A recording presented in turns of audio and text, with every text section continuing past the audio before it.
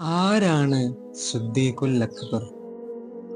ഇരുട്ടത്തും നിശാ പോലെ ഹബീബിനൊരു കൂട്ടുണ്ടായിരുന്നു, അബൂബക്കർ.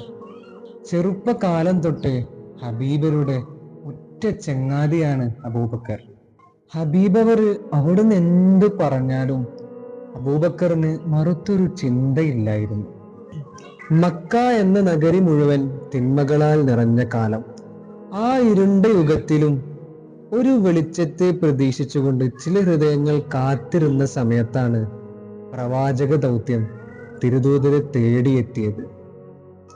സത്യസന്ധൻ എന്ന ഓമനപ്പേരിൽ അറിയപ്പെട്ടിരുന്ന ഹബീബരെ ലോകം മുഴുവനും ഭ്രാന്തനാക്കിയ സന്ദർഭത്തിൽ തിരുദൂതര് അബൂബക്കറിനോടൊരു ചോദ്യം ചോദിക്കുന്നുണ്ട്.